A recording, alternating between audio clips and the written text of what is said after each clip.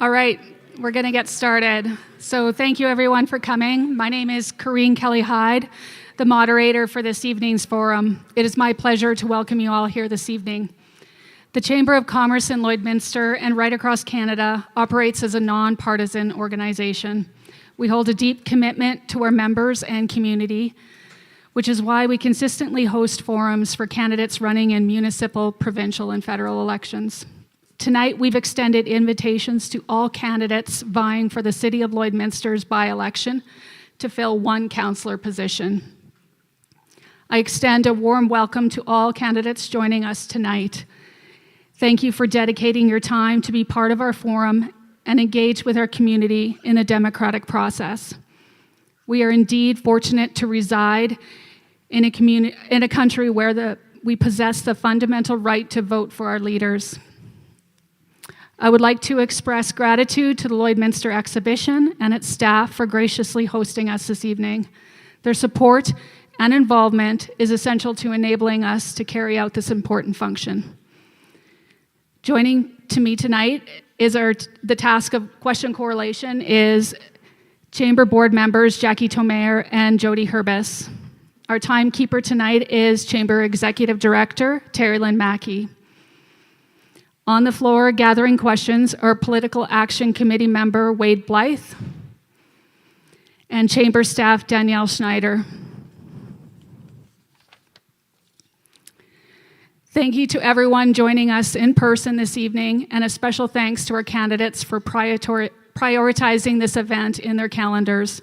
We also extend gratitude to our live stream audience watching from the Chamber website and our social media pages. And finally, a big shout out to Maz Entertainment for facilitating our live stream. For viewers to submit questions, please email all questions to forum@lloydminsterchamber.com. I'll repeat that for our live stream audience. That's forum@lloydminsterchamber.com. First of all, I declare the forum officially called to order. I'll just run through some of the rules. Each candidate will have 2 minutes to introduce themselves and comment on some of the important areas of their platform. The order of speaking has predetermined by a computer randomizer. The timekeeper will keep track of the stopwatch and will sound the bell when time is up. We ask each candidate to adhere to the time limits in order to give everyone equal opportunity to speak. Once each candidate has spoken, we will begin addressing the questions that will come to us via the email or our floor walkers. We ask that your questions be specific and addressed to a particular candidate or all candidates. We will not read a long preamble to a question, so in order to have the questions addressed, they must be concise and to the point. Candidates will be given up to 2 minutes to respond to the questions. These will be timed as well, with the bell ringing when the time is up. 1 minute will be permitted for rebuttals. Candidates will be given 2 minutes for a wrap-up, and the order of speakers will reverse from the introductions. So I'd now like to begin with candidate introductions.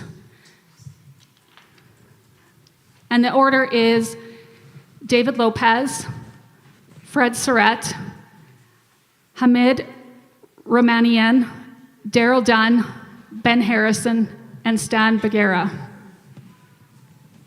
So David, if you want to start. I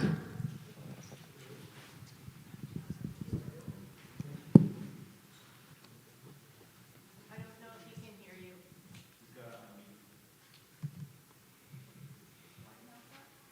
Point of privilege. Is it possible just to turn that a bit so we can see David? David, we Can you can't guys hear me? Yeah, now we can. Okay, sorry, I can't hear you guys, so I just got someone texting me that I can start. So I'm sorry, I've missed everything that was said. Can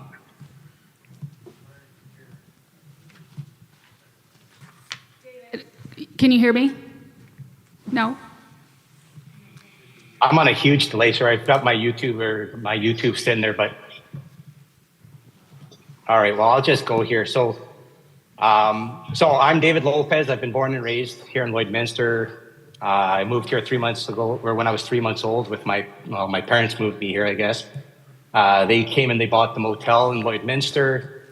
I've lived in Lloydminster my life, like I said. In 2000, my wife and I chose to move home. And this is the place where we wanted to raise our family, chose to set our roots up here. Since I've been here, I've become a member of the Lloydminster Rotary Club. I've volunteered and supported many different initiatives, from fundraising for the Bill Condrel Wing at Lakeland College to Bike for Breakfast to Lloydminster Region and Health Foundation events. I've also volunteered in many different community events, such as the ATB Triathlon, Lloydminster Minor Hockey, Lloydminster Lacrosse, and the Lloydminster Club, to say a few. I've also been asked to sit on the City Economic Recovery Task Force. That was a group of people that was set up to basically help figure out how we were going to help business survive during COVID and after COVID was all done.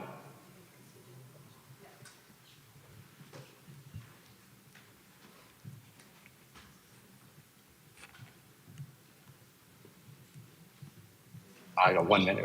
Okay, sorry, I can't hear, guys.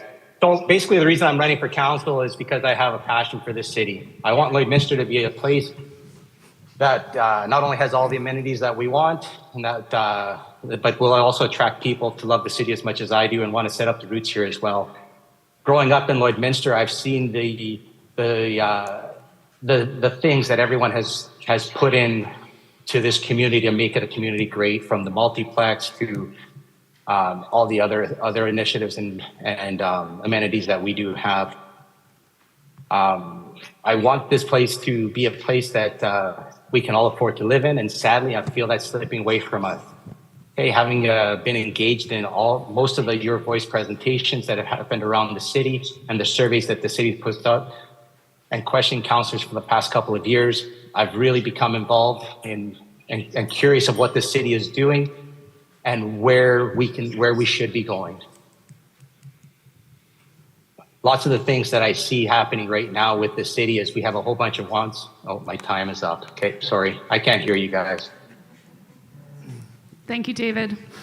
Fred Surratt. Hi, my name's Fred Surratt. It's been changed a little bit, but I was born and raised in the Lloydminster area. Born in the old hospital 69 years ago, for those who remember it.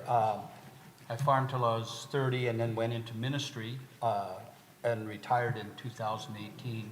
10 years ago, I was part of the founding group for the Olive Tree and served there, and have served in many other services and local committees.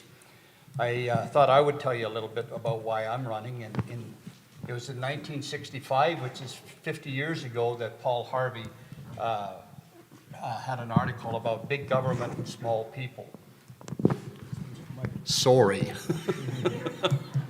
And he talked about how people wanted programs, and that we had to raise the taxes to fulfill those programs, and the government got bigger to make to fill the roles of taxes, and governments got bigger and bigger, and the people have gotten smaller and smaller and more distant from the government. So I believe in democracy, and I believe that that none of us here as candidates hold all of the power to change things. I don't have the ingenuity, the influence, or the power. But as a community, we have great power. And that means we need to listen to one another. There needs to be interaction between city council and the citizens. People need to get involved. When we started running the campaign, and I have a blessing that I have a campaign before I started running, and they chose me instead of me choosing the campaign. And they've been out listening to the people of the citizens of Lloydminster. And it's clear there's a lot of ignorance about the election. Some don't know there's an election coming on. They don't know who's running and don't know what the issues are. And it just demonstrates the weakness that we have in our democratic system. I want to thank the Chamber of Commerce for holding this democratic exercise. Elections are important. A family member said to me, "You're running for government," and I'll leave you in suspense. Thank you, Fred. Hamid. My name is Hamid. My name is Hamid Ramanian. My friends that comfortable, they can call me Henry also. Culturally, it is shown that I brag about my accomplishment. So I'll try my best to just tell you a little bit of my life story. I was born in Tehran, Iran, and I came to Canada as a student, as a medical student, 1971.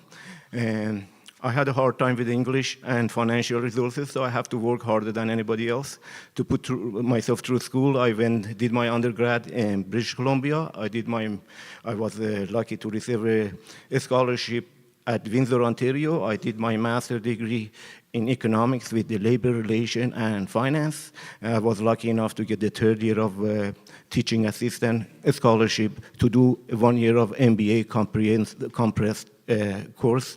And basically, I did a year of chemical salesman, decided to start a new business, and I chose Lloydminster. In 1979, I moved to Lloydminster, started a janitorial company. We were a major contractor throughout the city. We had managed over 36 employees. We were so successful, we got into real estate and hotel business, and we currently pay over $200,000 worth of property taxes. So my main intention to keep expenses low.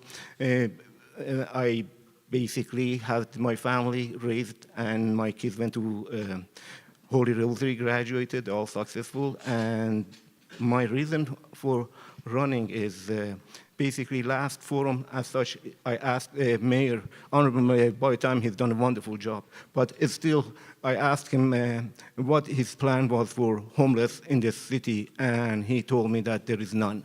And here I'm trying to change that. Basically, if you vote for me, that's a vote for cultural diversity. I will elevate academic standing of the council. I'll bring 92 years of life experience, 46 years of business experience. Thank you. Thank you very much. Daryl, you're up. First of all, thanks to the chamber for hosting this, and I've got to apologize to you. I'm coming off a lung infection thing about 10 days ago, and my voice is seriously screwed up, and I sound like Joe Biden. So please forgive me. But my wife and Yvonne and I have lived in this community now for 15 years, and been involved as community advocates in a variety of things. I'm a newbie Rotarian, and that includes doing things like serving meals at the Olive Tree and a variety of other things, which is fascinating. I'm a director with the Concerned Citizens for Seniors Care Society, and deals primarily with health issues that are concerning seniors, as well as seniors housing and so on. And in that role, advocate both with the province of Saskatchewan and the province of Alberta, and meet with the MLAs and up through to the ministries. I'm a member of the Assessment Review Board, which sits hearing tax assessment complaints. And I've worked in both the political and the administrative side of government, both in Saskatchewan and Alberta, and I've had experience with the municipal side of the game as well. My education is in economics, law, and political science. The priorities when I was thinking about doing this, rather than say, here I am, here's what I can do for you, I went out and did a survey of a broad range of people and asked them what they thought were the 3 top priorities that they felt the city should take a look at. I wasn't surprised at the issues. I was surprised at the priority of the issues. Number 1 was homeless mental health. Number 2 was health care in general. Number 3 was taxes and affordability, and I'm sure we're going to talk more about that. Thank you. Ben? All right, good evening. My name is Ben Harrison. I moved to Lloydminster in 2015 to take on a position at Lakeland College as the librarian for the Lloydminster campus. I've kind of had a journey where I was born in Hanna, Alberta, and then my family moved back to Ontario. And after university, I moved to interior of British Columbia before coming here. And one of the things when I moved to the community, I decided the very first weekend that I was going to go downtown and kind of see and explore my new community. And right away, I could see that it was a neighborhood, a part of our community that needed revitalization. So one of the things that have really kind of kickstarted my involvement in the community. It's led to the place where I've been the chair of the Downtown Area Redevelopment Committee for the past 3 years.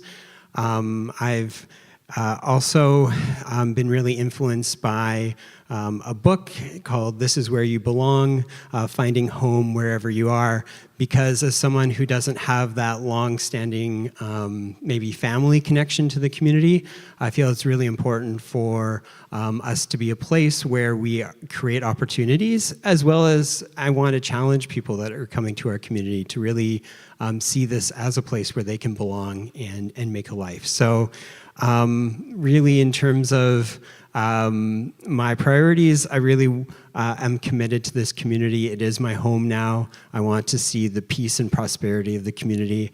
And so I'm excited for the opportunity tonight to talk about some of the ways that I would approach decisions as a council member. Thank you. And last but not least, Stan. Thank you for that. Stan Bagheera is my name. We live in a great community, and I'm committed to working so hard to make it better. My family and I have lived in Lloydminster. We first came in 1985. Excuse me. We've been back and forth a couple times to Saskatoon and Red Deer, but we've always made our way back to Lloydminster. This community's been good to us. I have my wife and daughter sitting over there. We have another daughter in Jubilee, and we lost our son here to an alternate lifestyle. So mental health and addiction is prime for me. So we've had our ups and downs here. I'm a certified dual-ticketed tradesperson, and as well as I have a teaching certificate for adult education. I've got a long history of community involvement with, of course, with Rotary, the Health Board, back in the day, the B. Fisher Foundation, Mount Joyce Snow Resort, and also involved with the OTS. Always had been involved with the community to try and make a difference, always leaving the organization better than what it was when I found it. And I thoroughly enjoy working with people and community. I have extensive local business experience, up to senior management at a multi-location corporation, and as well as entrepreneurship in smaller businesses.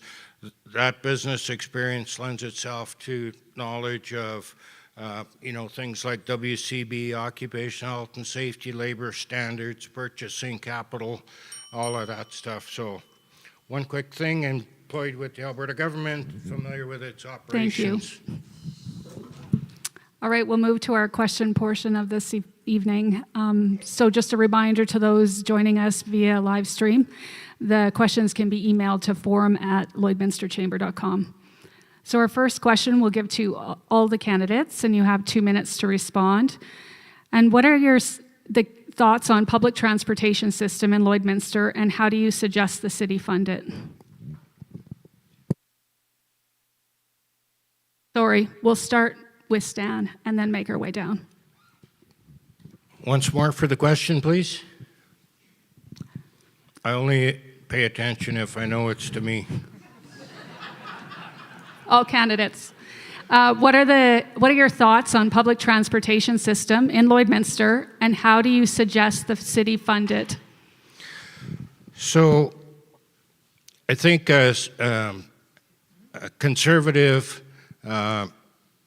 city transit that is perhaps initially with some select routes is definitely a requirement in our community. As far as funding, I think we we have partners that we need to lean on. We need to delve into some of the funding structures provincially as well as within our own community. And so essentially the funding would have to be worked out. Obviously don't have that answer today. Ben? When I grew up in a small town in Ontario, and I went to university in London, Ontario, and so as a student, we had a mandatory additional fee on top of our tuition that went to public transit and allowed us to have like a universal pass for the year. And that was, I think, a very effective program. So I think one of the things, if we were going to launch public transit in our community, we would really certainly want to do as much as we can to have a partnership with Lakeland College Student Association. Additionally, I lived in Cranbrook, BC, and with their transit system, they had actually a setup where high school students and potentially even middle school, rather than running traditional school buses, they would actually have passes to use the public buses. So potentially there would be opportunities to explore in that regard, because I know this is one of those things that really does impact our youth and particularly our newcomers to our community.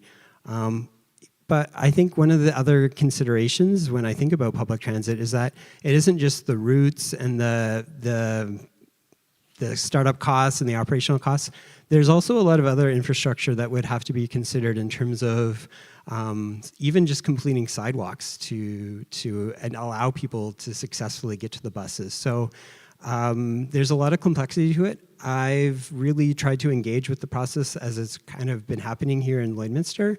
And so I'm very supportive of the concept, but in terms of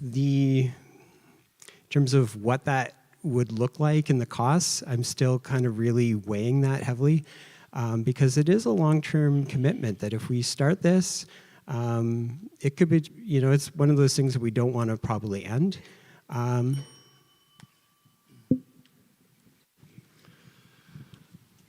This is an interesting one. I don't think there's any question at all that the city can use some sort of transportation bus service. There's no question.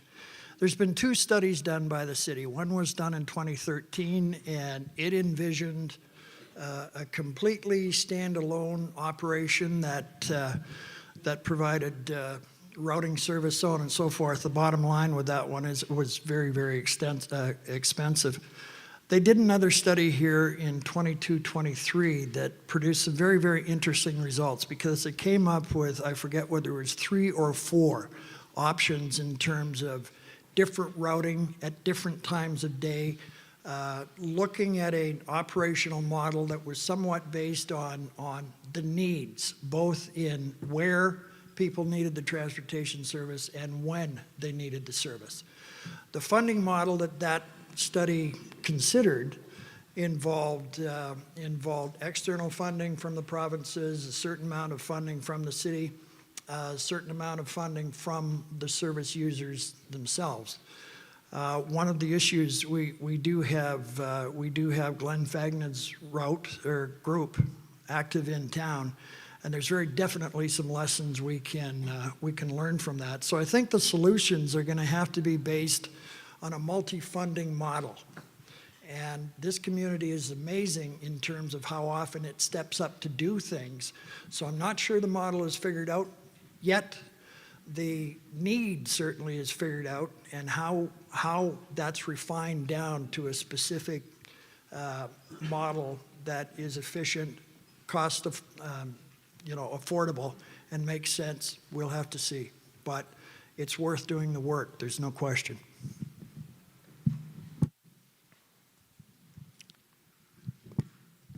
Sure. In order to make a sound decision, I need to have the Can you numbers. put the mic closer, Sure. each of you? Thank Sure. you. In order to make a sound decision, I need to have a proper number in front of me, which unfortunately I don't have. I don't have any number that project the revenue base of such an operation. I don't have the numbers, what the cost will be. But what I can suggest is we should add a portfolio to the city staff as a public relation. That person should be responsible for committees and start the studies about homeless situation, about health, about housing needs, and maybe also look at the transportation for the city. How bad of a needs we have. Of course, that helps fixed income and low income family, and I'm sure was thinking about that. We should have a minimum service. But again, it has to be determined what the cost is and what's the burden to the city. If the cost was too high, I would suggest a situation that would volunteer and paid wages will be combined so the city could afford it. Other than that, as I said, the city is growing and the public transportation is one of those needs that every progressive city should have, and we are lacking that. And I could see the point of, as I said, not a big bus or big numbers, but at least minimum runs of morning, afternoon, and that would help our community greatly. I understand that the city has done some research into it. I'm not privy to any costs or aware of that, so any comments I have are just speculation on my behalf, but it would seem to me that it would be a fairly expensive project to run a transit city system in our city.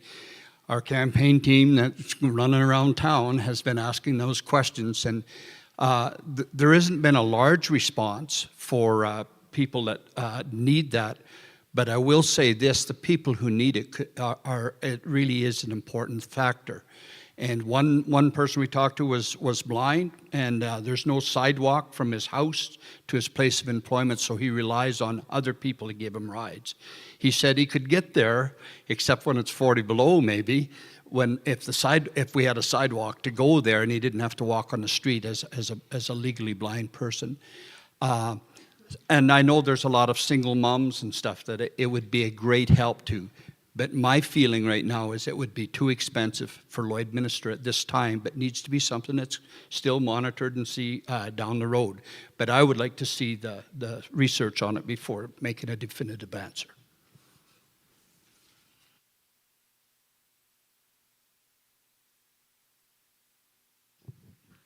David? So on on public transit, I think we need to look at other communities that have had it or have it. And two that I've sort of researched when all this public transit goes on is Moose Jaw in Saskatchewan and Grand Prairie. So Moose Jaw brought in a public transit system, and right now they can't afford it. It's an $8 million loss to them. That you're sitting there and you're going, but Moose Jaw's sitting there going, we now have to sell some of these buses because we can't afford them. You look at Grand Prairie, again, another city that has a huge loss on what they're doing with public transit, and the user group and the ridership isn't there. So I think we need to look at a company like Border City Connects, who has buses already, who has volunteers that are running these, who needs dollars to run their services, and start partnering with them. They can then go and buy the buses. They can use the buses to get people around, and those other dollars and things like that they need, they can automatically buy vans that they can send people to Edmonton and Saskatoon for their appointments. And we don't have to look outside of our community for that. I think that's the smartest and most economical way to do it. For us to go and try and reinvent the wheel, and we look at other communities our size who have tried it and can't afford it, I can't see us wanting to put another $8 million of debt onto our tax base to have something that is a need. Don't get me wrong, it's a need, but I don't think we have a big enough user group that would use it to warrant it.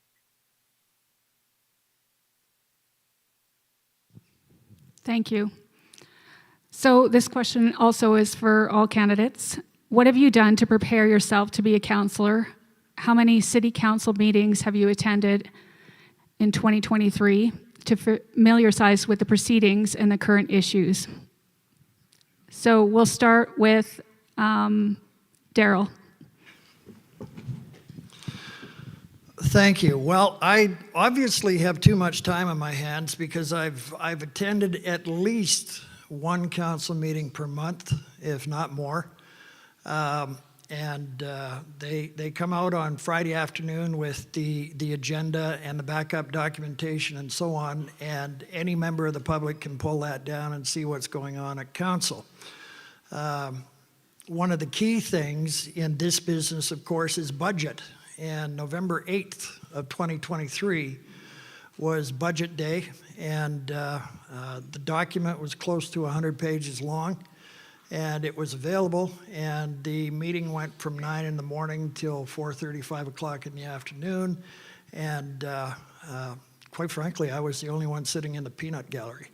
So there's a lot of work to do here, because each and every meeting, the counselors, and they can tell you, have to go through anywhere from 100 to 300 to 400 pages of documentation per meeting. And you have to be able to, number one, digest it and read it.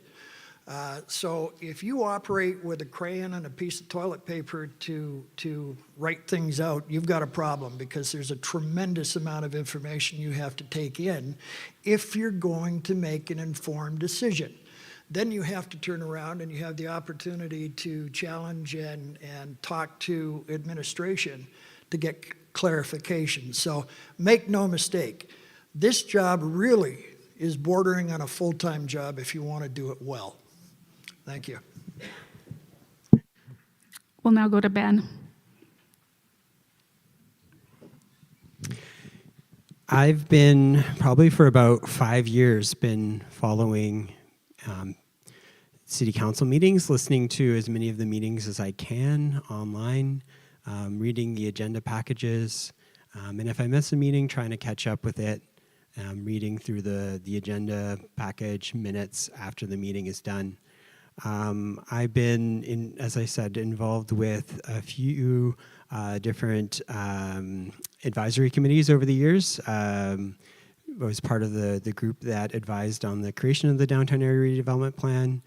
I was, and I know this plan was a bit controversial. I was one of on the citizen advisory committee for the municipal development plan, and yeah, got a taste of when the public hearing came to be.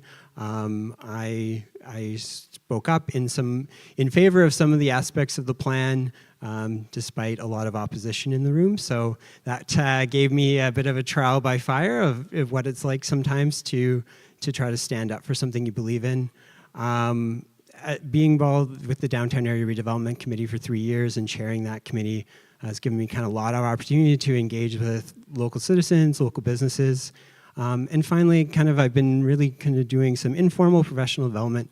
I've been a member of what's called the Strong Towns network, and it's a group that came out of the United States, really concerned with issues of fiscal sustainability for communities, and citizen engagement. And so they do a lot of training, they write a lot of articles, they have podcasts that really help just ordinary people like myself get more comfortable with the language of politics and municipal decision-making, so that we can hopefully advocate for grassroots, community-led decision-making, finding ways to support people, but also do it in a financially responsible way. Thank you. We'll move to Stan. Thank you. I've myself followed some of the council meetings online, but not have attended as such. But what I find, everything comes down to the funding portion, and it's not that big of a magical solution. I think we gotta protect and ensure that our local business community is strong, and we have to have a city-led shop local program. There need to be advantages for local business. When it comes to the tender, these are the businesses that are supporting, they're paying taxes, they're buying licenses, they're coaching minor sports, volunteering and donating.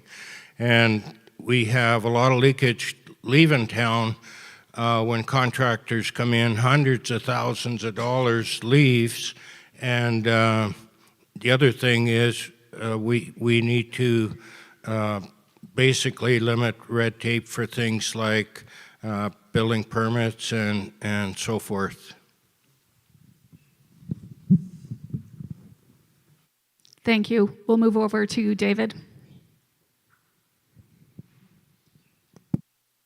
Sorry.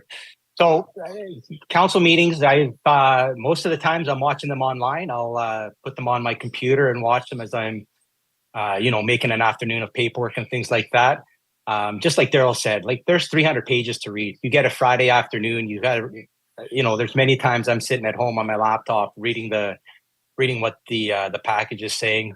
Same thing goes. During the budget meeting, it got to the point where questions weren't being asked and were being asked, and just sort of just sitting there, and after these meetings you're sitting there and you're texting the counselors and you're texting administration and you're asking questions and saying, like, why are we doing this? What's the problem here? I mean, I've been to a majority of your voices when they have them at the mall, when they had the one for the DARP, and they had the arena, and they had for the cannabis, and they've had the transit one. I go to those ones, and I get engaged with council and administration there. Again, like I said, the city asked me to be on the economic recovery council board for COVID as a small business owner, to say, hey, in restaurants, what are we going to need to get out of this? How are we going to be able to help? What are some ideas?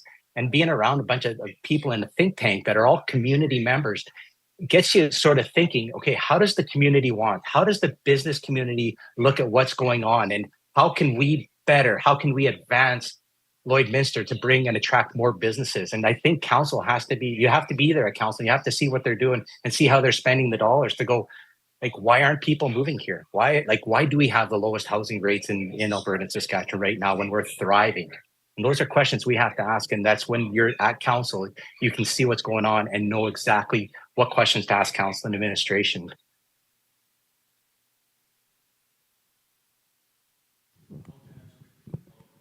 Answer the question. I've been to council 3 times in person and been online a few times, snooping in on different discussions and that.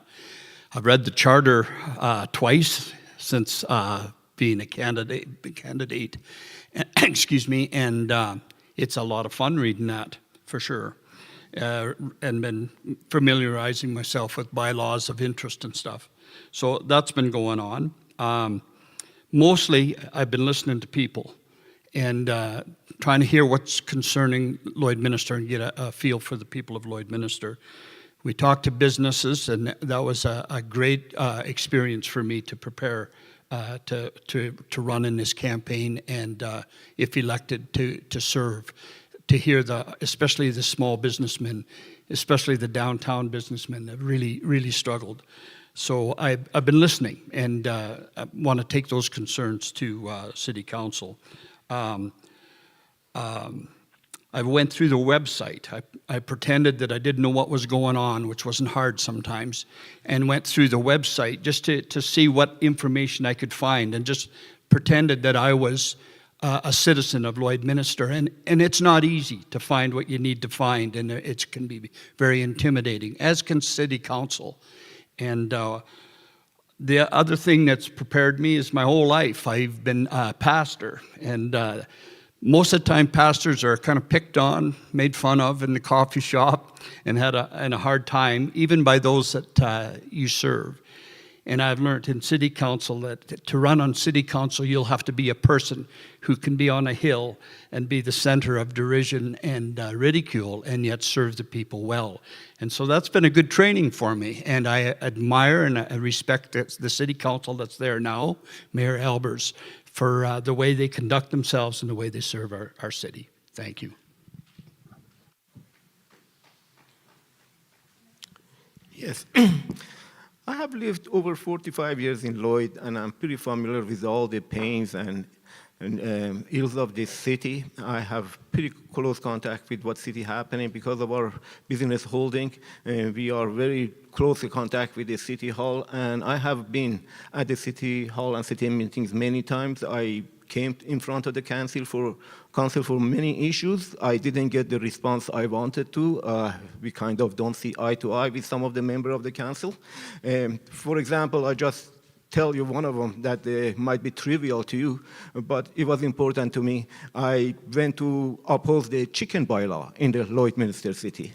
As I basically had a science study for my granddaughter visiting time, did that hatch bunch of chicks when they came visit us, and it was exciting. And then I found out that I'm violating city bylaws.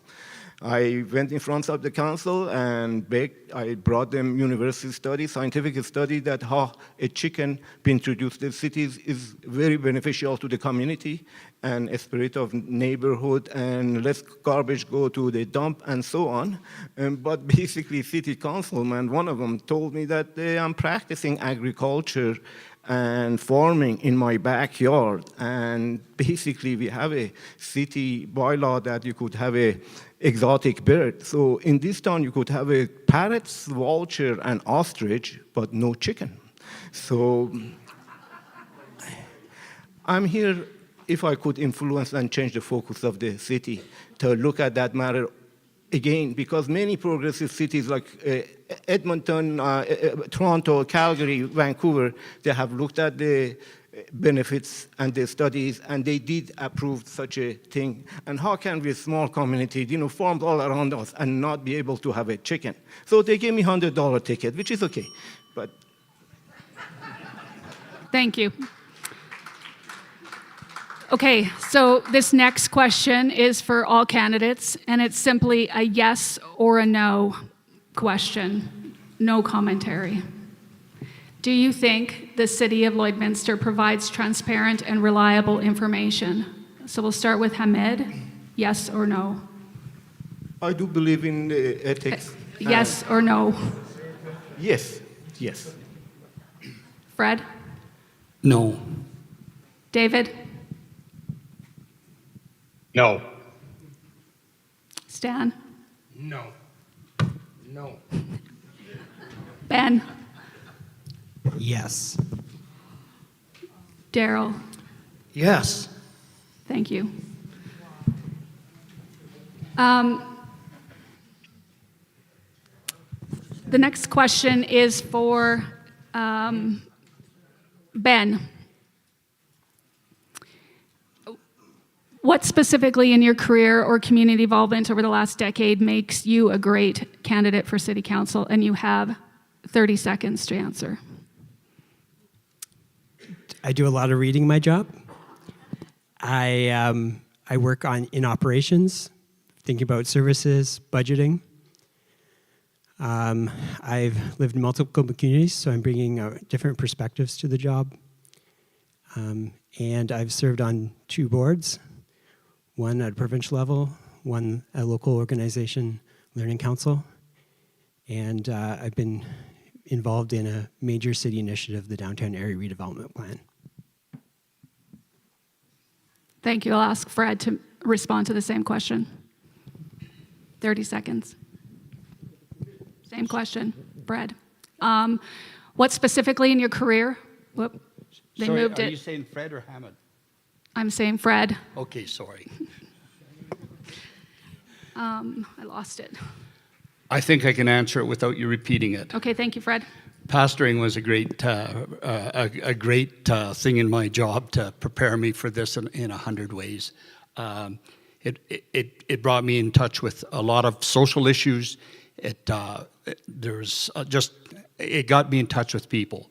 And Lloydminster is a community. It's a great one, and it's prepared me for that, to live in community with the rest of the citizens. Thanks. Thank you. This next question will be for Stan. The local shelter has proposed a temporary warming shelter adjacent to the existing shelter for this winter. Where would you support a shelter being located for now and in the future? That's a really good question. Thank you for that. I think I should tell you, you have 30 seconds. 30 seconds.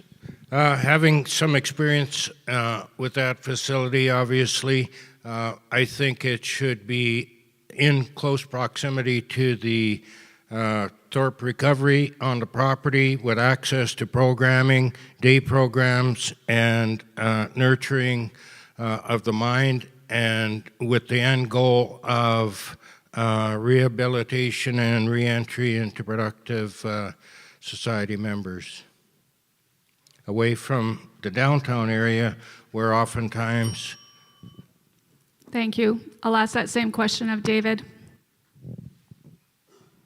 I think this is one you've got to ask the chairman of the men's shelter when he was at City Hall, and he said he personally doesn't want it downtown either. He wants to put it somewhere in an industrial park with services or vans that get people to their services. All the services these people need are downtown.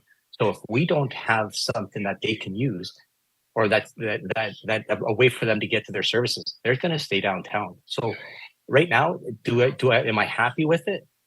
No. Is there another place that it could be right now? I don't know if there is. So until we get the bylaws and the land use or figured out, I think this is the best option we have, and we let the people that know, like the men's shelter. So this next question will be for Hamid. How do you feel fundraising for the new event center will affect other nonprofits that are necessary for social development? What center? The new event center. New event. Yes, I heard about the $3 million. Is that the project about maintenance? No, I'm not very familiar with the subject. Can I switch the question? You don't want to answer? Not this one. I'm not very familiar with this. Okay, anybody else want to take that one? How do you feel fundraising for the new event center will affect other nonprofits that are necessary for social development? Daryl? I think it's obviously going to have impact. There's an old economics principle called opportunity cost. If I put $1 here and buy a haircut, I can't buy a hamburger over here. And when you look at the amount of money that's going into the event center, and it just simply is what it is, the reality is that's $100 million we're not going to be able to spend somewhere else. So yes, there will be impact. How that's dealt with, we're going to have to see. As I said before, this community has a wonderful reputation of getting involved, and that's what it's going to take. Thank you. So this one is for all candidates. What do you believe is the priorities of the city and city council? And do you have a response to that? So 1 minute.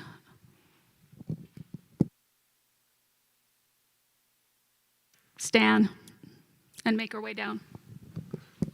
Well, at the point we are as a community of Lloydminster, it's important that we see our way forward, not just for today, but for 30 years down the road. I look at city services. We're building the infrastructure. As an example, fire halls. Are we up to snuff in terms of staffing? Do we have a volunteer or paid on call? To what degree? And when do we move forward with a model that's more in keeping with a modern city, not for today, but our whole volunteerism is changing scene in all categories, and I suspect that's in this about the same for training and so forth. So I think.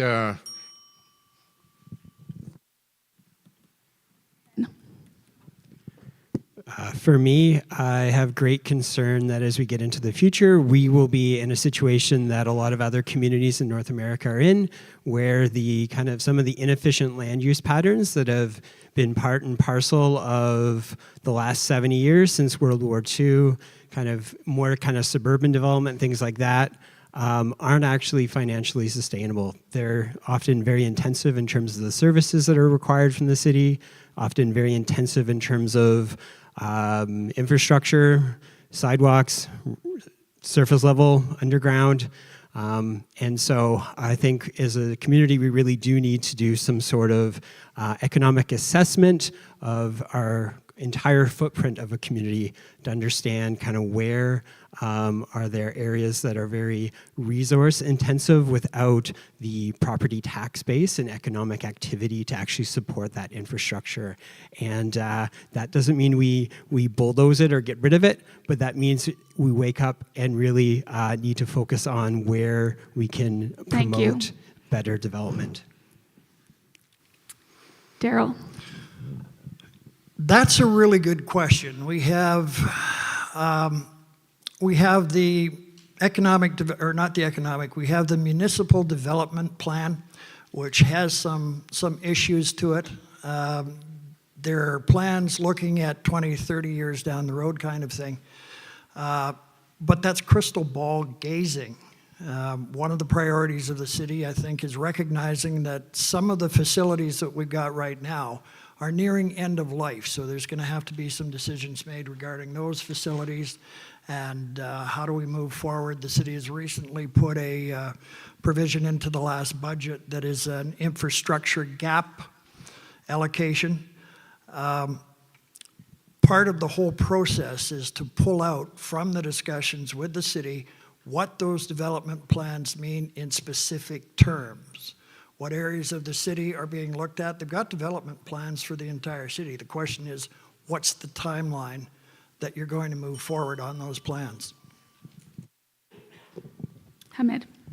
Yes, I see the problem in city is not just confined to the city. This problem is all across Canada, such as, health problem, shortage of housing, a mental problem, basically addiction problem, and so many other areas that city might have to deal with these consequences. I still go back to my suggestion that we should have a public relation person to identify the problem and needs of the community, do the study, do the cost-benefit analysis, and would be recommendation between this to the city, and would be kind of go between the community's needs and the city hall. My main focus would be on basically homeless issue. I basically, through my own experience, have suffered the last 2 years close to $100,000 worth of damages to private property, and there is no way we can solve or stop the issue or eliminate it, but we can help it, we can reduce the harm to the community by moving the shelter out of the downtown. Thank you.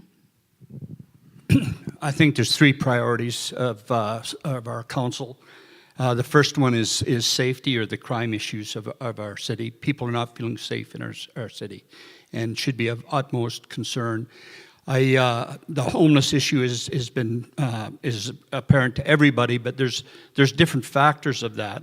There's a store on Main Street right now with a broken window, and it's boarded up. Great image for Lloydminster. A very shaken owner, and when residents talk about the crime issue, they say that they call the police and the police can't do anything, and I can't wonder what's gone on in our country that we can't handle this.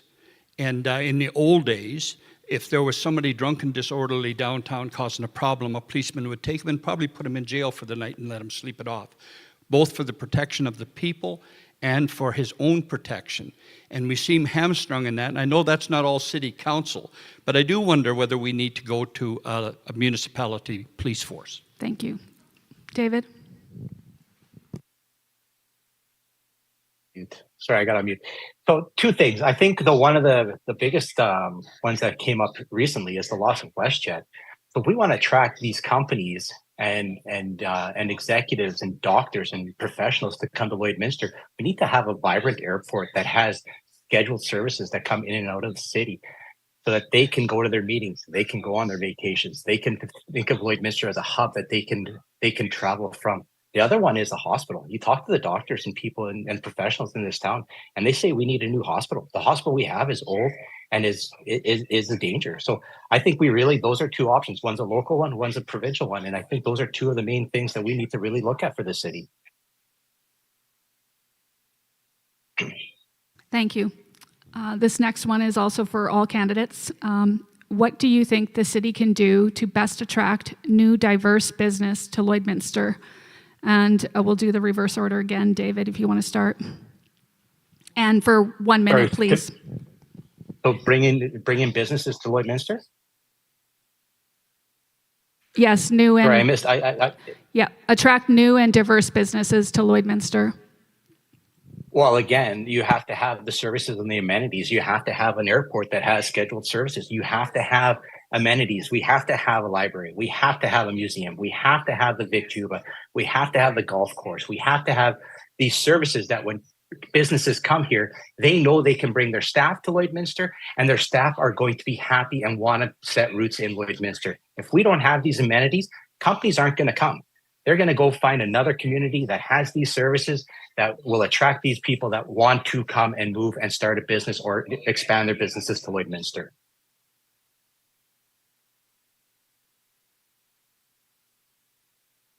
Testing. I think the city, to attract business, has to be fiscally responsible. It has to have its own house in order. And I think that's imperative. When businesses come, especially big businesses come to a city, they want to see a city that's got their ducks together that they can work with. So I think that's a very big part of it. David's already spoke a little bit about the infrastructure. A lot of city council is about keeping the thing running. Water, sewer, streets, sidewalks. And so we need to be about our business in a fiscally responsible way. It's that simple. And the city, I don't know how much it's involved in the day-to-day attracting, but needs to work closely with Chamber of Commerce, be organized. When companies come, be aware of the zoning laws and that to make that all happen and to be a big part of that supports that. I think the city's been doing that, and they've bought or expropriating land from the other areas to provide growth. Yes, I'm a businessman, and I sure know what it takes for a business fellow come to the city and find this a good prospect for his business. First, for a businessman, he has to make sure that his money is safe, his investment is safe, and he's going to get fair rate of return on his investment. The business climate is friendly, and he can basically expect cooperation and safety within the operation. From my experience, when I came to the city was very friendly atmosphere, very business-oriented. But the last council, I have to say, disagree that the culture has changed within the city. The bylaw officers are just bylaw pushing people. You really can't do anything done in this city if you go trying to get a permit, and you don't have to go through basically superior safety, and you can do nothing. If basically, I'm not saying Jeff Sedoric, he's a nice guy. If he doesn't like you, you can't do anything this town. We have to change the culture. That should be alternative to planning. Thank you. Daryl. It's a good question. Back in the day when I worked for the province of Saskatchewan Department of Agriculture, economic development was one of the things I was involved in. And I can say that one of the successes was the fact that we talked to Archer Daniels Midland and informed them about canola in Western Canada. Now, I'm certainly not going to take personal accountability for the fact that they're here, but that's the kind of economic development we need. Now, to make it real simple, everything these guys said, ditto. It's a complete package, and it has to be all of those things. Ben. For me, my wife and I operate a home-based photography business, and so for me, one of the things I think about is challenging our city administration to kind of really walk through that process. Like, what does it look like if you are potentially a newcomer to Canada and you're looking to start a home-based business? How can we make that process as frictionless as possible? How can we be the community where we make it's the easiest maybe to open a home-based business? And you know, it's one of those things. I never want to get into promising things, and I know that this would be a challenge. It would be a withdrawal, but I would really love to see, for people who are maybe starting a business, that first year kind of business license be waived. That, you know, here you applied, we're not going to charge you anything for that first year license, just to be able to support our local businesses. Stan? When we first came to Lloydminster, our friends told us, wow, right on the border, you're going to get the best worlds. Were they right? We fall through the cracks, and that's a matter of fact. So I think the city needs to take a lead. Of course, it's a package situation. We have to have a vibrant community with all the amenities. Our land use, if we're sitting on land shooting high because we want to gross, or we want to be competitive because it's city land, no.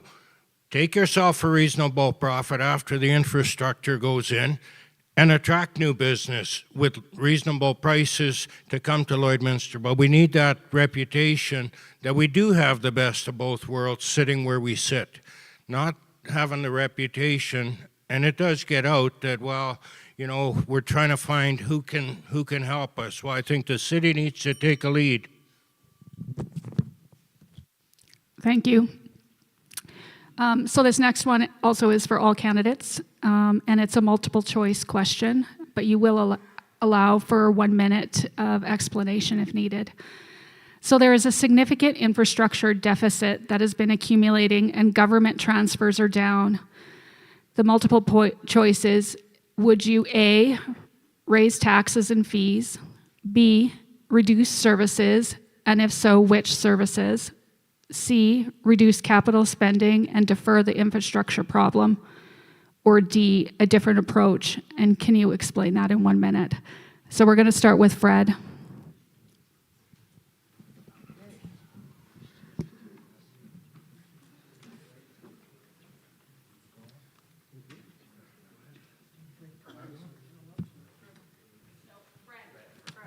Oh, I'm sorry. I thought you said Ben. I'd go for D, a different approach. I think there's still a lot of tightening of the belt that can happen in the city of Lloydminster.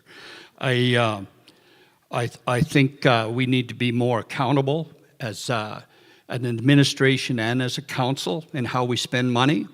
And I think that we can do much better. When COVID was in full cry, there's a lot of red tape with all of this stuff, and it took over a year to get a permit for a building permit. Lots of times they fast tracked that in when COVID, and there was guys getting permits within a couple of weeks or a few weeks. And I'm going, if we can do it when there's quote a crisis or when we need to, how come we're not doing it all the time? And so I just feel like we need to be working hard. Working together and be accountable as a council and as an administration. Thanks. Thank you. We'll go to David. Sorry, I'd have to say it would have to be D as well. I don't think raising taxes or things like that are what we need to do. I think we need to really look at what we're spending our money on. And a quick example is the Lloydminster Golf and Curling Club is they've now put in the budget for a $3.1 million building for the maintenance shop at the Golf and Curling Club. And when you're looking at that, it's like, are these needs or are they wants? Do they want like everything that they wanted in their wish list? Did they get that? Or is this, do we really need this? Do we really need a paved parking lot beside a maintenance shop? Do we need to have 2 bays at this maintenance shop? Or can we use the operations center that has all the mechanics and everything? And if we have a backhoe that's broken or needs something done, that we can't send it over to the ops center and have them working on it there. We really have to look at our needs and wants. And I think if we get what we need instead of what we want, we can work within the confines of what we have to spend on the city.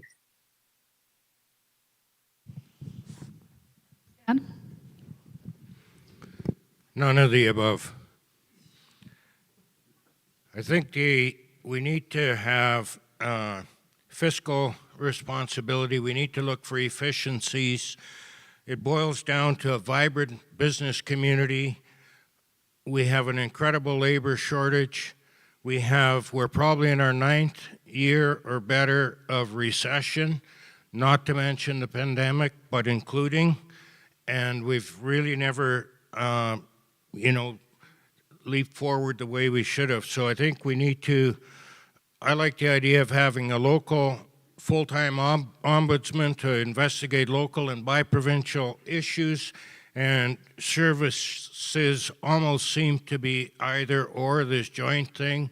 It's where we have things falling through the cracks, and I believe that, there are provinces that are getting, let's call it a free ride in some areas, and not up paying the ante. Thank you, Ben. I think for me it would be D, and it's really actually probably a mix of the reality. I think I'm very pessimistic, I guess, about some of the infrastructure costs that are going to be coming, and I think that there will have to be some increased taxes. I suspect that also some services will need to be cut. City is a complex operation, so I can't, in this moment, pick out which one of that is.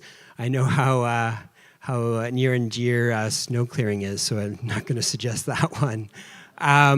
And I think also one of the things, as I love physical fitness, I think that is such an important thing to get ahead of so that we can reduce some healthcare costs. But I think we really will have to have tough conversations with our residents about the extent of kind of recreation amenities we can afford going forward.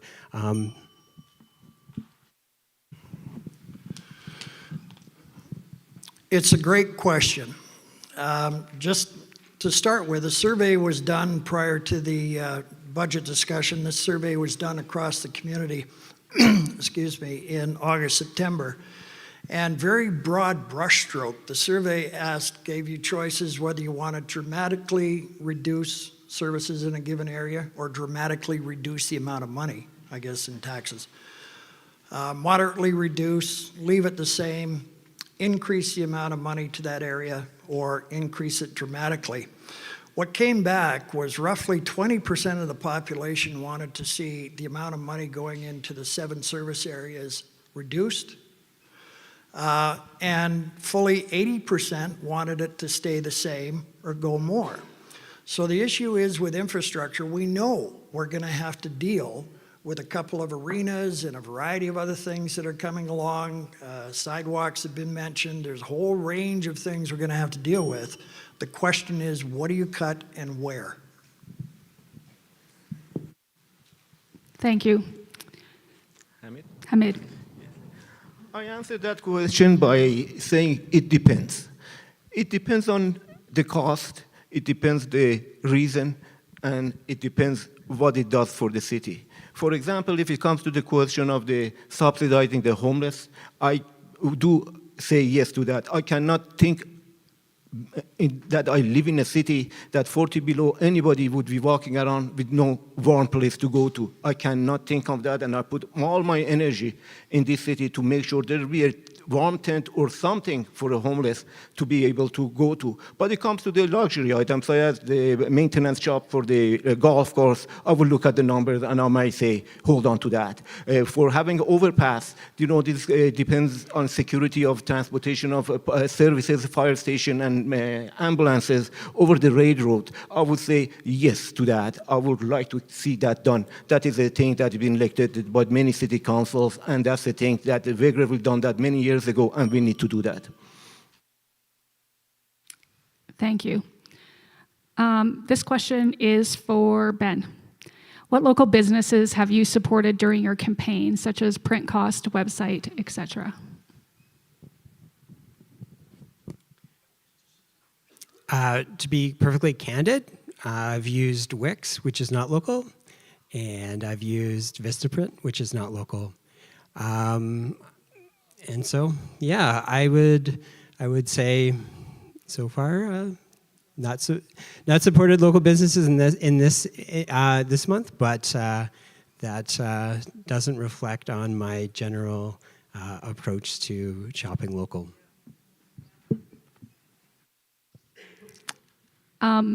Same question for Daryl. It's all been local. I've got my own printer in my home office, and the materials that I've handed out come out of my own office, and using the Meridian source for advertising, so on and so forth. This one is one of those hand grenade issues. If you're going to run your mouth about supporting local, then you better in fact do it. And I know during the provincial campaign that I ran in May, everything was local. All of the printing, the signs, everything. So, I mean, that's the name of the game. Thank you. This one is for Stan, David, and Fred. If you said you didn't trust city council and administration, why? We'll start with Stan. Stan, you. Did I say I didn't trust city council, or did I say Trust the information. trust the information, or was it transparent? So what I look at is, I think there's a lot of information that's out there, particularly in the situation that we're in bi-provincially, where we rely on our neighboring jurisdictions to support us. And if we're not taking the lead, and if we are, why aren't we having conversations with these parties and have them explain what's the level of priority? So, I mean, is it a case of, I mean, I don't hear any information. I just hear, well, Saskatchewan's not adding up or Alberta's not adding up. But what are the details and why? So those are the types of things that I refer to in the projects that we need to survive. Like increasing taxes is completely off the board. Like that's not even a, don't even go there. Like in this day and age, we have to figure out to do with what we have, and there has to be efficiencies. Thank you. We'll go over to David. 60 seconds. Thank you. So again, I said nothing about trust. It was the transparency. And the transparency really falls on with policies and procedures. Don't get me wrong, the fire chief we hired, I worked with him for 2 years. I think he is the right person. But there was a policy in place with this council that said, if you are on council, you have to be off council for a 1-year cooling off period before you can take any position with council. And I think we weren't told that. We weren't known about that information. And that type of information is what sits there and goes, we're not transparent. We don't give out all the information. And that's when I really wanted to put my hat in the ring to run for council. I think we have to be honest to the community. Fred. Yeah, I think I have nothing against the council, and I do respect them, but transparency is an issue. One of the things that's a concern for me is I realize that standing before a group of people and telling them what you think about things and knowing that they disagree and may even be upset by it is a hard thing to do. And I believe that it's quite easy for a city council to get to that place where they don't really want to let the information out because you'll get 1,000 things and a lot of problems. So we just kind of get going and doing our own thing. I think that's a problem, though, to democracy and to the city's citizens of Lloydminster.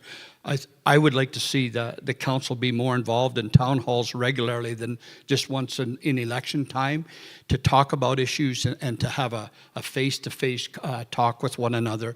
And it's not that you're crooked, it's just that are you really being authentic and transparent about your wishes? Thank you. This question will be for Hamid. What research have you done on the land use bylaw? Explain how it works or how it doesn't work for our community. Well, 60 seconds.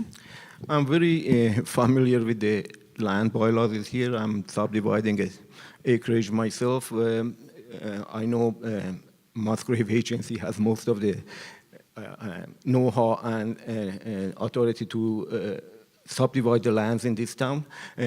Basically, I like to see that all the necessary infrastructure being placed, and will be no burden on the city to provide such infrastructure at a high cost if we will have such a development. City is growing, and we should look at the land use as expansion and what we can do a future for the city, and what part of the city should grow and what part of the city should not, and what kind of services we have to provide if we do allow such a land use. But generally, I don't have any particular opinion what it should be done to what parcel, and that is, I leave it to the economic supply and demand forces to determine that.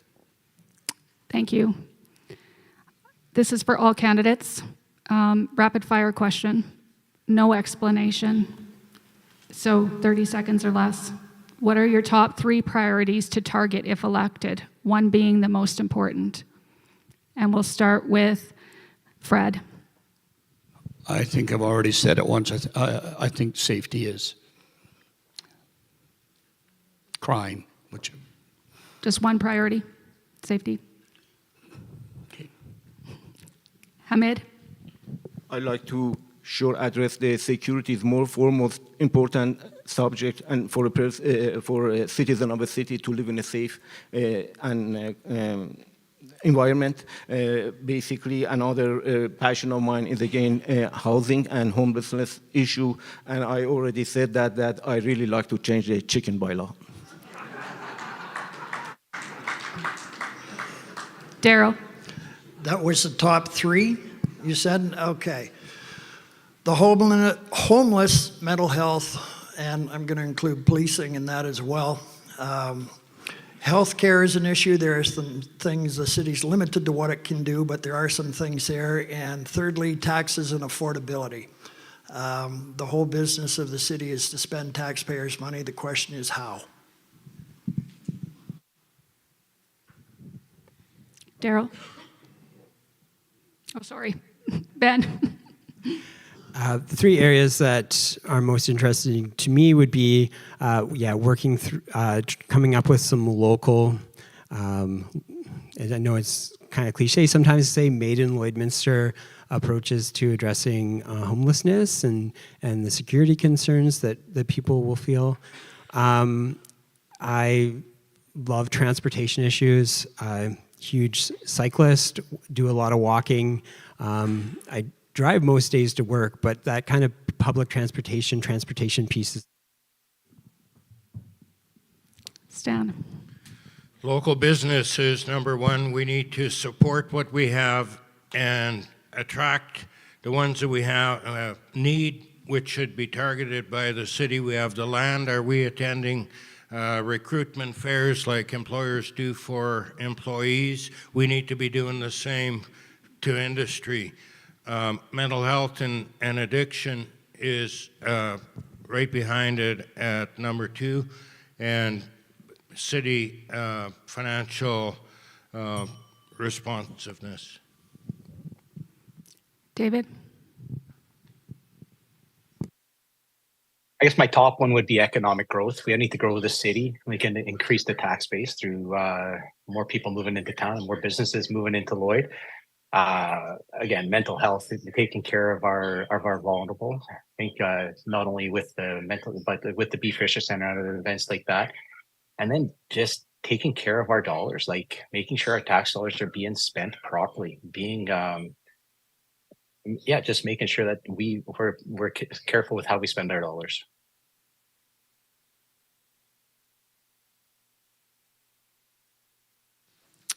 Another quick 30-second response for each candidate. How do you plan to involve residents in the decision-making process? And we'll start with Ben. I think one of the things that I would really like to see when we have council meetings would be to actually have opportunities to ask questions of council members. And I know some communities have done that, and I think we should do some piloting of that. The other thing that would be a real priority would be scheduling when we do public open houses, that sort of thing, to make sure that we are holding them at times people can really attend. Daryl? Yeah, that's a good question. Did I kill this thing? With the Concerned Seniors, I do a lot of surveys. I talk to a lot of different people in the various homes, so on and so forth. Back in the day, one of the things my wife and I did was market surveys. And not just doing the surveys, but talking with people and meeting with people. The city events where you've got, they're open public events are great, but I think a councillor also has to reach out to various community groups, various interest groups, and so on. Can you repeat the question again, please? I can. Got moved. How do you plan to involve the residents in the decision-making process? As economists, I divide the world in two sectors, macro and micro. Macro, we don't have much control over. It's what Putin does, what Trudeau does, what happening in North Korea, we can't have any control over. But at the micro level is our pocketbook, our own household, our own street, our own community, our own city. That's we have the most effect. And we cannot have any program or any forward thinking and going forward without having individuals involved with the decision making of the process. That's why I suggested a PR person to be voice of the people and the council. Fred. Yeah, I think the City Hall has to be more intentional about going out to the people. I think there's enough information on websites for people to be informed, but I think there needs to be more dialogue between them. So City Hall or hall meetings would be, town hall meetings would be one. I've also wondered why we have meetings in the afternoon, if that could be changed sometimes or all the time to an evening meeting, so especially young working men and families could attend them after work. Thank you. David? You know, I think the city does a good job of this. They have Your Voices on all the time. They're not well attended. They're putting out the surveys. They put the stuff in the papers. You know, besides going out there and pounding the pavement, and I don't think they're doing a good job. We have to be, as citizens, we have to get engaged. And that's the problem we get into is we're not engaged. And then when things happen, we get shocked and say, whoa, when did this happen? So I think we have to take some responsibility as citizens that we're not engaged enough with the city also. Thank you. Stan? Technology is a great thing, but sometimes I think it's too heavily relied upon. I like the old-fashioned town hall meeting where the information is not coming one way, it's going both ways. And I think we have to do a better job of basically encouraging people to come out and participate in their community. I salute all of you who came here tonight. Good on you, but we're in a community of probably 25,000 voters, and what do we got here, 150? Does anybody know? That's the type of thing I'm talking about. Thank you. This question will be for Stan, Hamid, and Daryl. Some people in our community say that we have traffic problems. What do you think? And how would you mitigate those concerns or change the situation? I'll give you 30 seconds, and we'll start with Stan. We do have a transportation issue when I'm following 6 semi-units, not knowing they're being carried, blocking 2 or 3 lanes of traffic, running red lights because the momentum of 100,000 pounds of weight. Obviously, I've had some near misses myself at red lights. You can't blame them. They can go from Calgary to Saskatoon and only have to stop in Lloydminster 17 times. Daryl. This is the ex-cop talking. In residential areas, I'd like to be looking at 40 clicks. And I would like to see enforcement in those school zones beefed up. Speed is an issue, especially in the outer ring. 80 kilometers an hour, if you happen to kiss another car, is going to cause some major problems. So I know the city has done a fair bit of work to improve transportation flows, but it's the bigger it gets, the more challenges we have, and speed is an issue. I sure don't like what the city's done to the city street, downtown 50th Street and 50th Avenue, the construction they did. That is very, made the parking difficult for there, and basically traffic in there has become congested. And I don't know whose bright idea was that. If they would have put that to me, I would never disagree with that. I don't see much problem with the transportation as such. I know cities kind of congested, but I have seen very well did the bypass economically hurt them very muchly. So we have to delay that as much as we can. Thank you. This question will be for Ben, Fred, and David. How are you going to reduce costs and taxes while providing better services for the city taxpayers?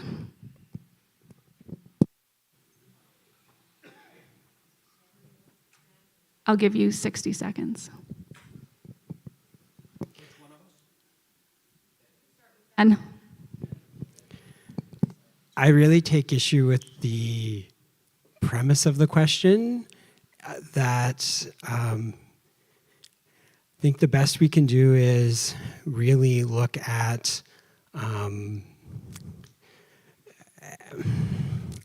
we just really have an inefficient setup in our community. We have some real challenges with climate, like that impacts the.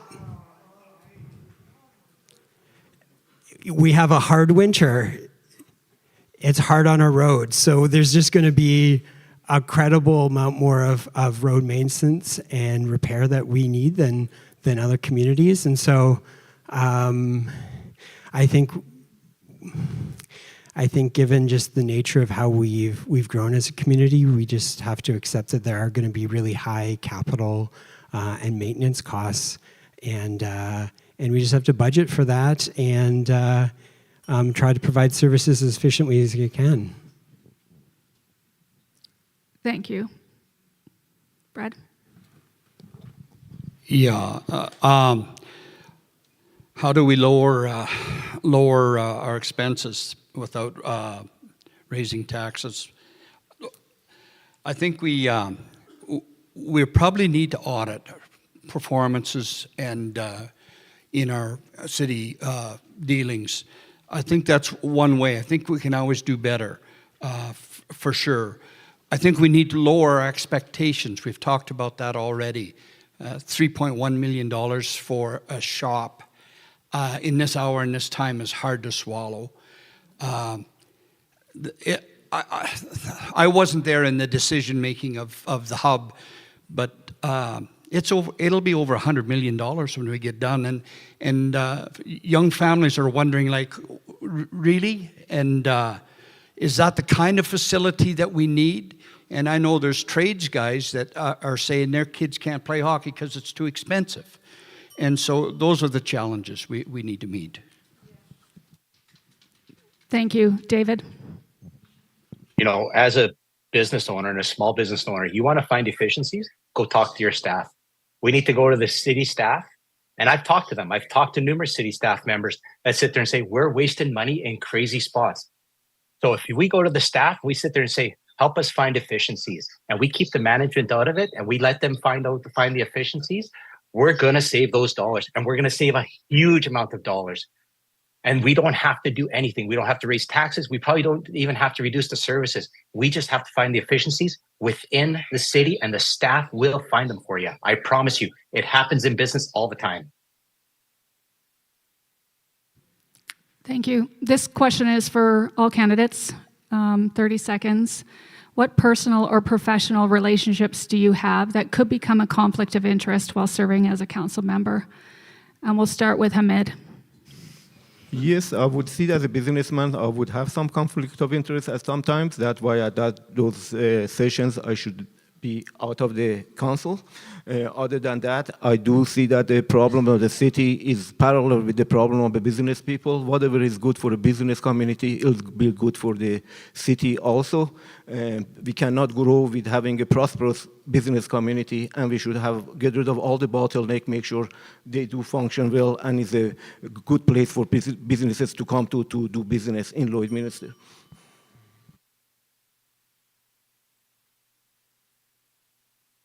Daryl. The only conflict of interest that I've got at the moment is my wife manages Pinnacle Distribution, and the city has decided that they want to renew the janitorial product contract that is currently with a company in Edmonton and has been for 5 years. And the problem is we've got two local service companies that should be able to bid on that contract. Thank you, Ben. I would recuse myself of any decisions that relate to Lakeland College. And the only other one would be my wife works at Richardson's Jewelry, so if there was something related to that came up, that would also be a conflict. Stan? Working for the Alberta Public Service with advanced education, if a vote came up, obviously the city doesn't have authority over the province, but an old friend told me once, if in doubt, step out, so that would be the right thing to do. Thank you. David? Oh, being a small business owner, I honestly, having properties on Highway 16, having residential properties, I really don't know what conflicts of interest I would have. I'm not serving food to them, so my restaurant wouldn't be a conflict. But I'd have to work with the city clerk and the city manager to find out which are the true conflicts I would have. I mean, I'm not going to build a building for them with my construction company because I only build the homes and things like that. But so it would be something we would have to work with the city clerk and the city manager to figure out which are the true conflicts that I would have. Fred? None that I know of. I'll just, for disclosure's sake, I have an accountant's son who's a partner at MNP, and I have two sons that are part owners and guest controls in Lloydminster. I don't belong to any clubs. I don't have any business projects on the go. And I have farmland, and it's a half an hour outside of town. So I don't know of any other things that would conflict. Thank you. So that concludes the question portion. We're going to ask the candidates to give a 2-minute wrap up. The order of speakers will reverse from the introduction. So we'll start with Stan. Ben? We live in a great community, and I will work hard to make it even better. We have identified some opportunities in different responsibility areas. I believe that because of our situation locally, it not only serves us as great positives with our proximity to Saskatoon and Edmonton, right dead center. I think that's also a negative. The way a lot of our programs are funded, where we rely on basically their goodness to support us. And I think, again, I put the idea out there of a local ombudsman who would investigate any shortcomings and follow up on things that are falling through the cracks. And I believe the city needs to take a lead in that charge of rallying the provinces to recognize who we are. It's shameful that one province or the other would take advantage of our situation and see us fall through them cracks. Shameful.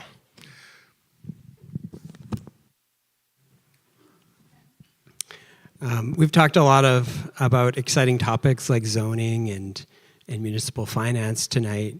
I guess just in closing, I want to say it's just been, I just feel privileged to be able to live in Lloydminster. one thing that some of you may be interested in order to get a better sense of my perspective on things and my involvement in community. If you're on social media, my wife and I run a Facebook and an Instagram account called Life in Lloydminster. And we just really try to use that in order to support businesses, to celebrate life in our community, to really highlight a lot of the strengths and positive aspects of our community, and hopefully engage people to join in that and join with us in having real pride in our community. Because I think a lot of challenges, if we can start from a place of having local pride, and that's a really strong starting spot for economic development, for coming together to solve problems. So that would be another place where people could be able to find out more about me. Yeah, it's been a good discussion tonight. I think we've covered a lot of different issues, a lot of different comments, and I think that's good. That's called democracy in action, and the questions have been good, and I think the audience obviously has been paying attention. There are three elements to this business. One is the political side, and on that political side, as a council member, you have to talk to people. It doesn't matter where they sit on the political spectrum. You have to be able to talk to them. And that means you also have to listen to what they have to say and factor in those things when you're making your decision. The second element of this job has to do with the mechanics of governance, and that involves things like bylaws and legislation and the process of making those decisions, doing the research, getting the information, all of the nuts and bolts of government. And then what's most important, in my opinion, in Lloyd is the intergovernment relationships. We have to deal with the province of Saskatchewan. We have to deal with the province of Alberta. You have to be able to pick up the phone and talk to people in those organizations and raise issues. And that's a critically important element. It doesn't show up because it's one of those hidden parts.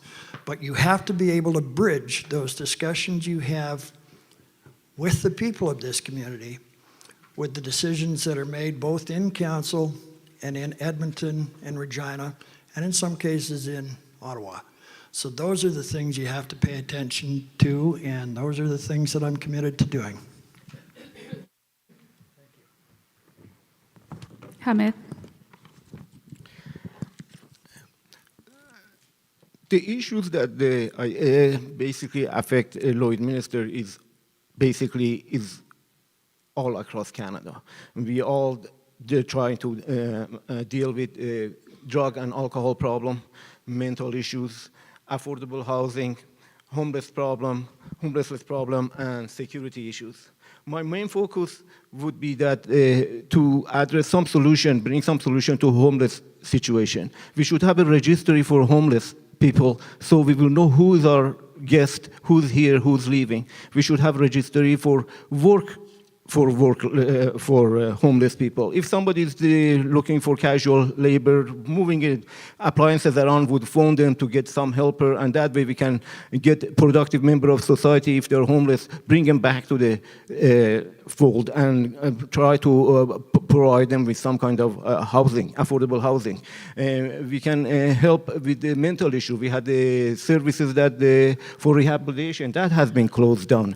As I mentioned, we have a great need for having an overpass done in the city. There are many, many expenses that the city has to look at it and see what it is must and what it is not immediate need for the city. And we should really go all the way out to address whatever we could as a city, come up with a homemade solution for our homemade problem. And that way we can put a handle on security, and we're proud to be living in a prosperous, safe city that it takes care of its needy people also. Fred. I've tried 3 times and I've blown it every time, the 3 priorities, so I'm going to do it here.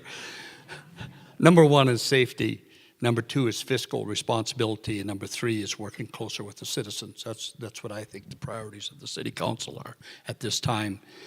In closing, I just like to say that I'm not a hero, and I'm not the brightest light bulb in the whole world. I don't think big government, good government, is a bunch of heroes that have the answers that nobody else has. I believe the answers are found within the community and spoken amongst oneself. I'll just say this, that I'm committed to serve this community by reading the documents that are presented for policies to be set on. That's our job. And I'll read them, even though they're lengthy and long, to see what's in them. And I will ask, where appropriate, I will ask for input from citizens and where they're at with those kinds of issues. And I will ask those questions in council of contractors and other councillors and consultants. I will try to hear the citizens and ask their questions to those people. I will be very intentional about being accountable in spending and the performance of our city, that we get a just day's work for our dollar. I take very seriously that the oath that we take when elected to represent and work for the best interests of all residents, no matter whether we're in agreement with them or not. I believe that government is hard. There's a lot. We live in a pluralistic society, but I will support the work of the council. And we have the hub going up. I may or may not have been supportive of it going through, but if I'm elected, I will have to do my very best to see that that's a successful enterprise that is a blessing to our community. Thank you. David? So, in closing, I guess we need to start running the city like it's a small business or a large business. And the community, all the residents, they're shareholders in it. And we have to be accountable to their shareholders. But we also have to hold the provinces to account and make sure that we're getting our fair share from them. We need to look at the staff, and we need to start treating the staff with the dignity they need and find out where they can find the efficiencies. Start listening to them, start giving them the power to speak up and be able to make these decisions. We need to stop trying to hire consultants and bring in other people to make these decisions when I feel we have the people in the city that can make these decisions and are either scared or are afraid to lose their job if they make the wrong decision or don't, things like that. So I honestly believe we just need to run it like a business and make sure that we are accountable for all the tax dollars to our shareholders at the end of the day. Thank you. So that concludes our candidates forum for the City of Lloydminster by-election. Remember to exercise your right, privilege, and responsibility by voting in either of the advanced polls, which are Saturday, February 3rd, or Tuesday, February 13th. I hereby declare the official all candidates forum closed. Thank you all for coming. Have a good night.